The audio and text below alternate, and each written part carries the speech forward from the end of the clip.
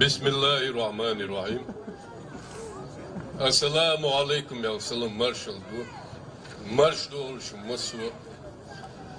Dağın so jahar dudayon ulla amta duhardun lehtna nohçi esker general oluşu of marşons ne sani lehtimu azdıgırı dağın barkal bah Turkuk omi Prezidenti Turku Erdoğan'ı sila olç Allah del deres kulşundan ehtubul. Herkese de hoş geldiniz.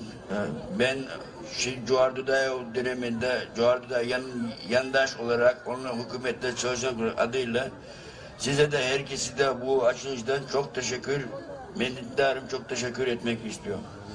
Cuhardu'da Turku an daimli tavuşak diyeceğin duk silarımız duk vaşıl duk şu duk diyişe daimli tavuşak diyeceğin işe daldu al davogıl letne o İdeşni şun dağızıda le son Allah del dekalul Cuhardu'da.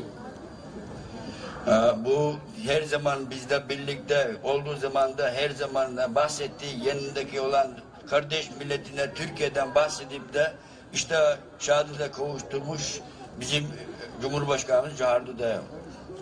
O şahımdu halvant ben duatkıl vaşıl dövüşnet oluştu. Tağın o gırt nokçi oman tamar şu ne anduy o del ne tane duy to hol çıkın o gırt oldu o halvant ton dağılet tağın her park Cuhardu'da Peru prezident hayilin dolu o yaş din dolu vaşıl Allah de resulü. Zor günde tanıdır dost diye bir kelime vardır. Biz işte bu dünde bizi uzattığı elinde biz hiç hayat sonuna kadar unutmayacağız. Allah razı olsun sizden.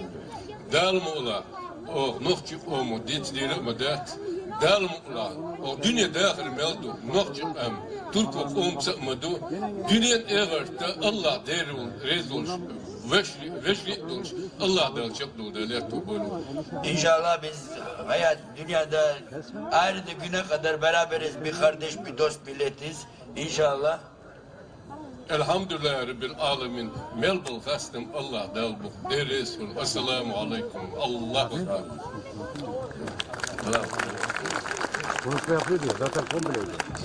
Ha önceden tutuyor muyuz? Tamam. Tabii canım. Konuşma alıyordu ya. Evet, Çeçen kardeşlerimize yürekten teşekkür ediyoruz. Güzel temennileri için, güzel dilekleri için. Allah kardeşliğimizi, dost